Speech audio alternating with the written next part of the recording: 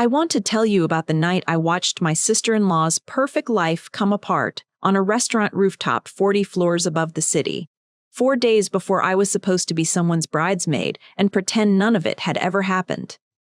Chloe was standing near the glass railing, the skyline spread out behind her exactly the way it had looked in every engagement photo Linda had spent 3 months planning around, and her hands were shaking so badly she couldn't hold her champagne glass steady. I noticed that before anyone else did. I'd had a lot of practice noticing things about Chloe that other people missed. "I don't understand what's happening right now," Marcus kept saying. He wasn't looking at Chloe like a man in love anymore. He was looking at her like a man doing math. "Someone explain this to me, right now." Linda, my mother-in-law, had gone pale in a way I'd never seen. Robert, my father-in-law, stood with his arms crossed so tight his knuckles had gone white, and he wasn't defending anyone. Tyler wouldn't look up from the floor. And Chloe kept saying my name like it was an accusation. "Samantha, tell them this isn't what it looks like." 6 months earlier, I would have. 6 months earlier, I would have. 6 months earlier, I would have stepped in and smoothed it over and let her walk away clean, because that's what I always did. That's who I trained myself to be in this family. But I just stood there, holding my wine glass, feeling strangely, dangerously calm. "I think," I said quietly, "you should tell them yourself." Someone gasped. I honestly don't remember who. What I remember is Chloe's face, the exact moment she understood that for the first time in her life, nobody in that room was going to save her. I'm not going to tell you how we got there yet. I need you to understand what 4 years of trying looks like first, so when I tell you what happened at that party, you'll understand exactly why I didn't move to help her. Before we get into it, if you're new here, welcome. This channel is where I share real stories about family, betrayal, and the moments people finally stop staying quiet. If that sounds like something you need today, hit subscribe and let's get into it. My name is Samantha, and for almost 4 years, I did everything right. I married David in a small backyard ceremony because his family wanted something intimate, even though I'd always pictured something bigger. I learned to make his mother's stuffing recipe exactly the way she liked it, down to the amount of sage, because she mentioned once that the last daughter-in-law never really got it. I showed up early to every holiday and stayed late to help clean up. I asked questions about everyone's lives and remembered the answers. I did not compete. I did not complain. I made myself quite deliberately easy to love, and for a while, I thought it was working. Chloe was the reason it never fully did. She's David's older sister, and if you'd met her at any of those holidays, you would have adored her. Everyone did. She had this way of walking into a room and immediately becoming the center of it, not by demanding attention, but by seeming to deserve it. Warm laugh, generous compliments, the kind of woman who remembered your birthday and sent flowers when your dog died. Linda used to say, with real pride in her voice, "Chloe's the one who holds this family together." I believed that too, for a while. I wanted to believe it. It took me almost a year to notice the pattern underneath the warmth. It started small. I'd mention an idea for Thanksgiving. "Maybe we do a cocktail hour before dinner this year." And 2 weeks later, Chloe would announce the exact same idea at a family dinner like it had come to her in a dream, and everyone would tell her how thoughtful she was. I'd bring it up once, gently, and David would just say, "I'm sure she wasn't trying to take credit, babe. Let it go." So I let it go. Then there were the comments. Little ones, delivered with a smile so nobody could call them anything but kind. "I love that you're so comfortable just wearing whatever to these things. It's sweet that you're still figuring out how we do things here." Once, in front of the whole extended family, she squeezed my hand and said, "I just think it's so brave, marrying into a family this close-knit. That can't be easy for an outsider." I laughed it off. Everyone else laughed too. That was the thing about Chloe. She never gave you anything solid enough to grab onto. If I ever said something felt off, David would look at me with this confused, almost hurt expression, like I was accusing his favorite person on earth of something monstrous over nothing. "She's just like that," he'd say. "She doesn't mean anything by it." I started to believe that too, mostly because it was easier than the alternative. There was a Christmas, my second one with the family, when everyone lined up for photos by the tree, and somehow, in the chaos of it, I ended up cropped out of 3 separate group shots. not left out on purpose. That's what Linda said when I mentioned it, gently, days later. Oh, honey, it was just chaos, you know how it gets. But Chloe had been the one arranging everyone. Chloe had been the one saying, okay, one more, squeeze in right before each shot, and somehow I was never the one being told to squeeze in. I told myself it didn't matter. Photos are photos, it mattered. By the third year, I'd stopped bringing things up entirely. I'd learned the family's unspoken rule: harmony above honesty. Always. If I pushed, I became the problem. I became sensitive, or dramatic, or the woman David had to have a quiet conversation with in the car on the way home. So instead, I got good at absorbing things. I got good at smiling through a joke that had my name in the punchline, and Chloe's fingerprints all over the delivery. I'm just teasing, she'd say, if anyone's face so much as flickered. You know I love you, Sam. Tyler, David's younger brother, was the only one who ever looked uncomfortable during those moments. He'd catch my eye sometimes, just for a second, like he wanted to say something. He never did. Later, I'd understand why. He'd spent years learning exactly what happened to people who challenged Chloe, and he had no interest in becoming her next target. Robert, my father-in-law, was harder to read. He didn't participate in the teasing. He also didn't stop it. He'd just get quiet, get up to refill his coffee, find somewhere else to be. I used to think that quiet meant he saw what I saw. I later realized quiet can also just mean a man whose decided peace is worth more than the truth. David loved his sister the uncomplicated way you love someone you've never had to question. To him, staying neutral felt like fairness. He didn't understand that refusing to choose a side was, itself, a choice, and it was never the one that protected me. I told myself I could outlast it. 4 years of proving I wasn't a threat, I thought, would eventually be enough. Then I got engaged, for real this time, in the kind of ceremony we'd actually planned together. And I found the dress. It was ivory silk, tea-length, with tiny embroidered flowers along the neckline that took the seamstress 6 weeks by hand. It had belonged, in a modified form, to my grandmother, the one who raised me after my parents split, the one who didn't live to see me get married the first time and definitely wasn't going to see it this time either. I'd had part of her original lace sewn into the underskirt. Nobody could see it. I knew it was there. That was enough. I brought it to Linda's house 3 days before the wedding, so I could get ready there with the other women the morning of, the way Chloe had done for her own bridal shower months earlier. It felt like an olive branch. It felt like finally being let in. I hung it in the guest closet myself. The gathering that afternoon was small, just family, a few glasses of wine, Linda fussing over centerpieces for the reception. Chloe was in a good mood, generous with her compliments, telling me how excited she was to see me walk down the aisle, as one of us, finally. I remember exactly how she said it. Finally. An hour later, I went to check on the dress and found Chloe standing near the closet. A full glass of red wine tilted at an angle that made no physical sense unless someone had tipped it on purpose. The dress was on the floor, soaked through the bodice, straight down into the lace. "Oh my God," Chloe said, her hand flying to her mouth. "Sam, I am so sorry. I turned around and I don't even know how it happened. It just slipped." I didn't say anything at first. I just looked at the wine glass in her hand, still mostly full, and then at the dress, and then at her face, which was doing something I recognized immediately because I'd seen it before in smaller moments. That flicker of calculation just underneath the panic, gone so fast you'd think you imagined it.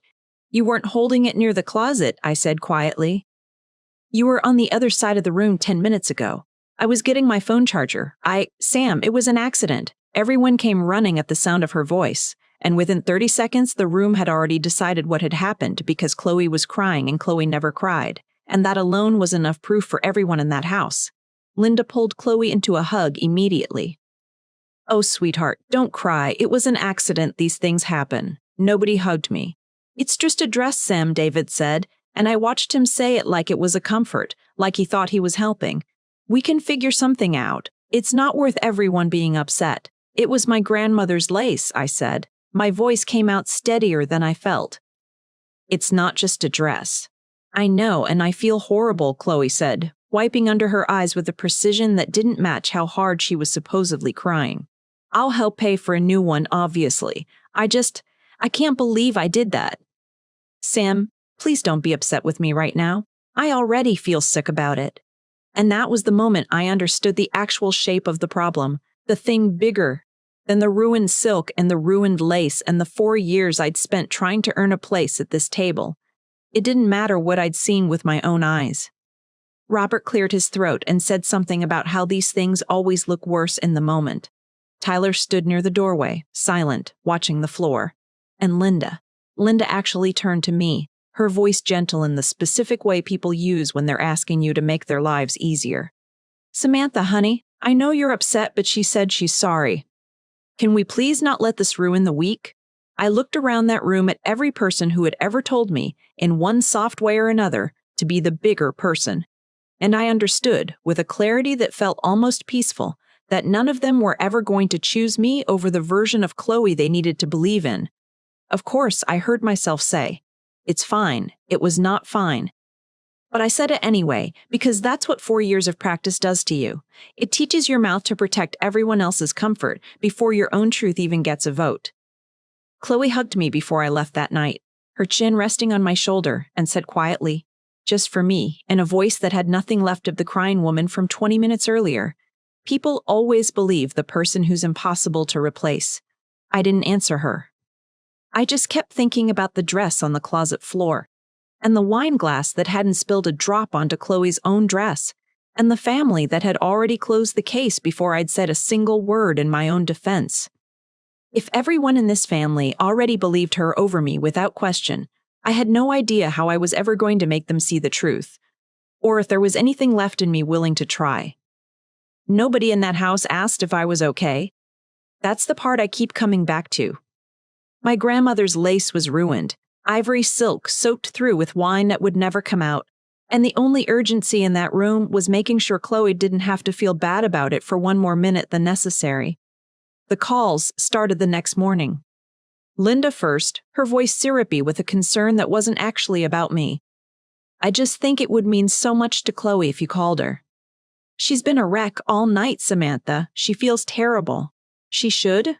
I said. There was a pause on the line, the kind that told me I'd said something wrong just by being honest. "I know you're upset, but we're family. Families forgive each other." By afternoon, David's aunt had texted me a paragraph about Grace. My own mother-in-law had, without irony, asked if I wanted her to smooth things over with Chloe, as if I were the one who needed smoothing. Nobody asked what actually happened. They'd already decided. All that was left was making sure I got in line with the decision.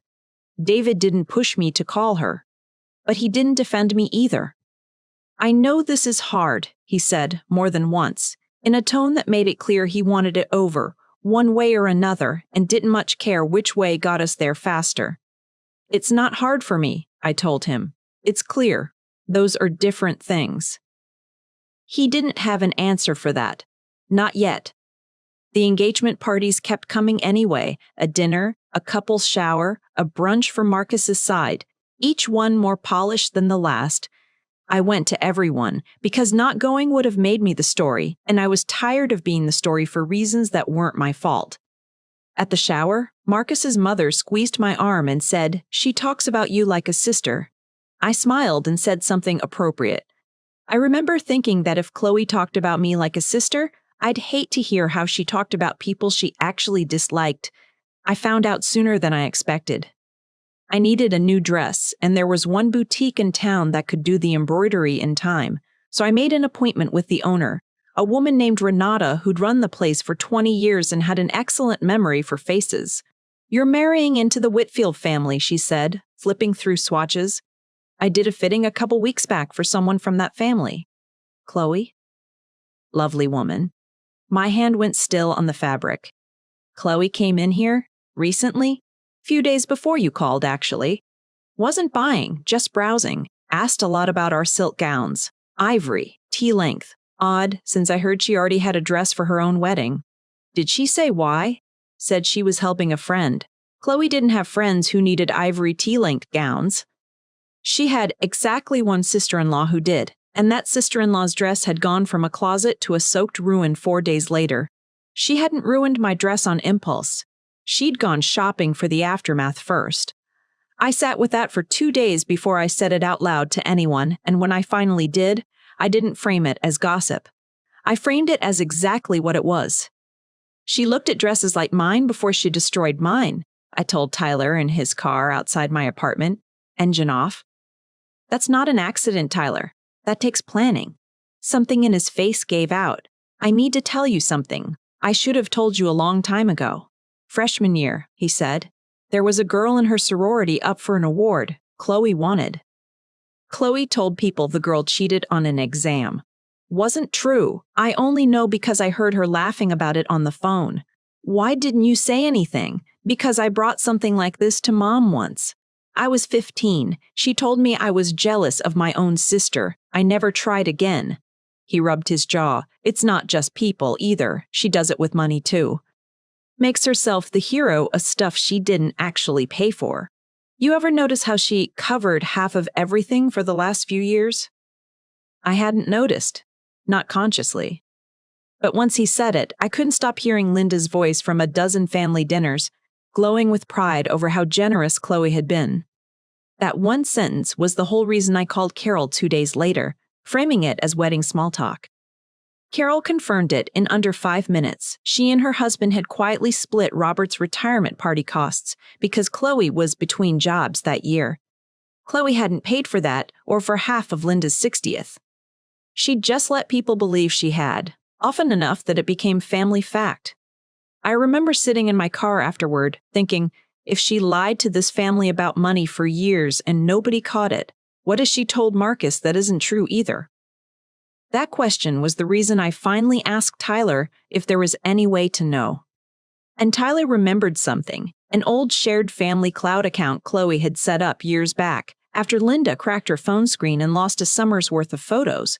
It was supposed to just back up pictures, but half of us had let it back up everything else too, out of laziness, and never bothered turning it off once we switched to a different app. Chloe's old phone backups, texts included, were apparently still sitting in there, untouched. He sat with his thumb over the send button for 10 minutes before he sent them to me. He told me that later. I read them alone in my car because I didn't trust my face not to fall apart in front of anyone else. Chloe to a friend about Marcus's family. His mom is exhausting. I just nod and pretend I care. Easiest acting job of my life. Chloe about me. Months before the dress. Sam is so desperate to be liked it's actually kind of sad. Watch. She'll forgive anything. It wasn't the cruelty that got me. I'd built calluses of her cruelty by then. It was the accuracy. She'd read me exactly right. 4 years of my patience, correctly filed under weakness, she could keep spending. I decided, right there, she was going to be wrong about that from now on. I brought all of it to David that night. The boutique, Tyler, the money, the messages, laid out calmly. Because I needed him to hear it as fact, not as an attack on the sister he loved. He went quiet for a long time. I believe you, he finally said. I do. But Marcus's parents are flying in this weekend. If we bring this up now, it blows up everything. Can we deal with it after the wedding? Let this one thing go? You keep asking me to let things go, I said, for 4 years. Every time I do, she takes a little more, and you get to keep believing your family's fine, and I'm the only one who has to live with what it costs. He didn't answer. I don't think anyone had ever said it to him that plainly. I went to my mother's that night. I told myself it was just for a few days. It turned into a week, and somewhere in the middle of it, I stopped feeling brave. I kept replaying David's face when he said let it go, and I started to wonder if he was right. If I was about to blow up 2 families over screenshots and a dress shop story that would sound, out loud in front of strangers, like exactly the kind of thing a sensitive daughter-in-law would exaggerate. I thought about deleting the messages. I actually opened the folder one night, thumb over the trash icon, and sat there long enough that my mother came in and found me crying without asking why. I thought about my marriage more than I thought about justice. I thought, what if this is the thing that ends it? What if I finally say something true and it costs me the one relationship I was trying to protect the whole time? For 2 days, nobody from that family called. I told myself that was my answer. Then Robert called. He didn't open with an apology. He opened with questions, careful and slow, like a man checking a foundation before he trusted his weight to it. "Tyler told me some of what he told you," he said. "About the sorority thing. Did that really happen? You'd have to ask him." "I only know what he told me. And the money? Carol confirmed that herself? Call her. She'll tell you the same thing she told me." He was quiet for a moment. "I need to check some things," he said, and hung up without promising anything, which somehow hurt worse than if he'd said nothing at all. 2 days after that, he called back. "I talked to Carol," he said. "And Tyler?" I went back through some old receipts from the retirement party, just to be sure I wasn't imagining things. His voice had changed, rougher, slower. "I've known something wasn't right for years, Samantha. I told myself staying quiet was fair to everyone. It wasn't fair, it was cowardice, and I let it go on a lot longer than I should have. It wasn't instant." It came after he checked, which somehow made it mean more. Tyler called the next day and said he was done staying quiet, whatever happened. David came 2 days after that, not to my mother's door with an apology already formed, but a full day after he'd driven out to see Tyler himself, face to face, and made his brothers say all of it out loud, the sorority story and the money and the boutique, without me in the room to soften any of it. "I needed to hear it without you there," he told me later, and I understood what he meant even though it stung a little. He'd needed to know this wasn't just his wife's account of his sister. He'd needed his own family to confirm it before he could fully let go of the version of Chloe he'd grown up with. When he showed up, his eyes were red. "I should have believed you a long time ago," he said. "I'm choosing you now, whatever that costs." The engagement party was 2 days later. I almost didn't go, but some part of me needed to see it through. The rooftop looked exactly like you'd expect from a party Chloe had planned. A private section walled off with panes of glass, heat lamps glowing amber against the dark, the whole city spread out below like something you'd frame. A small string quartet played somewhere near the bar, while Marcus's parents mingled with mine for the first time.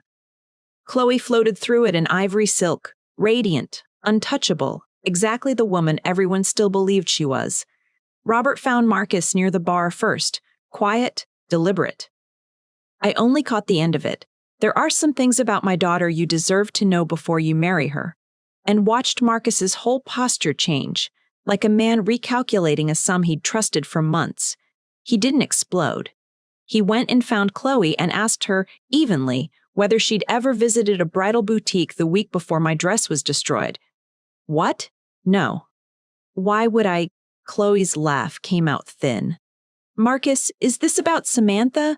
She's been dramatic about that dress for weeks, you know how she gets. I'm asking you a question. I might have gone in to look at something for a friend. I don't remember every errand I run." Tyler stepped forward before Marcus could ask another question. "You told me you did it because Samantha was finally going to be one of us, and you couldn't stand it," he said, quiet and steady, nothing like the boy who used to look at the floor. "You said it to me the week before, when you thought I'd just agree with you like always. That's not." Chloe's eyes flicked around the room, looking for somewhere safe to land. They landed on Linda. "Mom, tell them this is insane." Linda opened her mouth. Nothing came out. For the first time in the 4 years I'd known her, Linda didn't rush to defend her daughter. She just stood there, hand pressed to her collarbone, looking like a woman watching her own memory rearrange itself in real time. That silence did more damage to Chloe than anything Tyler had said. Carol was the one who brought up the money, unprompted, once she realized what was happening. How she and her husband had quietly covered Robert's retirement party, while Chloe let everyone believe otherwise. Marcus's jaw tightened in a way that had nothing to do with a wine glass or a wedding dress anymore. "And this," I said, handing him the folded printouts from my purse, because some part of me had known I might need them. "You can read them yourself. I won't tell you what they say." He read for maybe 30 seconds. His face didn't move much. That was somehow worse than if it had. "I don't understand what's happening right now," he said, and his voice carried across the private room. "Someone explain this to me, right now." "Marcus, baby, please," Chloe said, and her eyes were wet now, the same fast, precise tears from the night of the dress. "This is all being twisted. I love you. You know I love you. I know you're good at making people believe things, he said. That's not the same as loving them. She turned back to me, the way she always had when the room needed managing, like I was still the person she could count on to smooth things over. Samantha, tell them this isn't what it looks like. I fought about 4 years of doing exactly that. I think, I said, you should tell them yourself.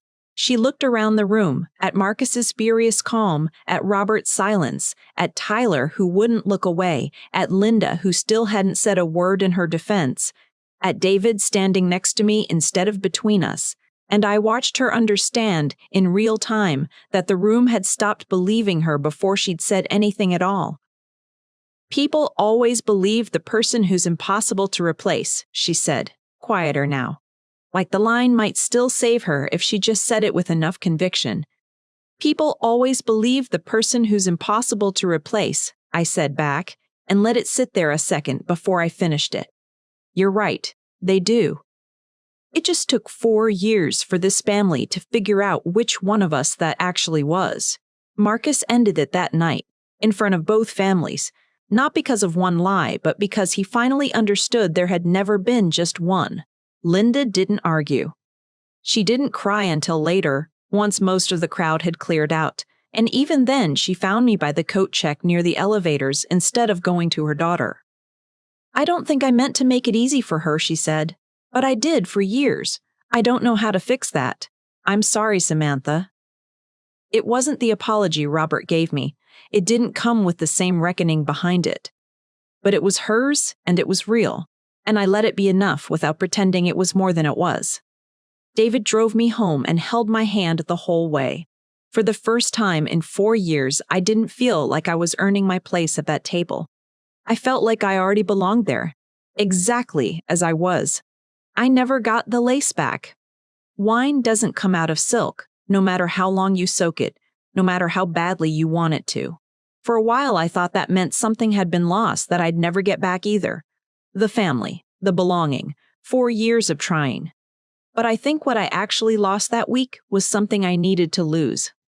I'd spent 4 years stitching that family's piece together with my own 2 hands, alone, and calling it love. The dress didn't survive. Neither did that version of me, the one who thought silence was the price of belonging. I kept the rest. If this story hit home for you, let me know in the comments. And don't forget to subscribe for more real stories about family, truth, and the moment people finally stop staying quiet. See you in the next one.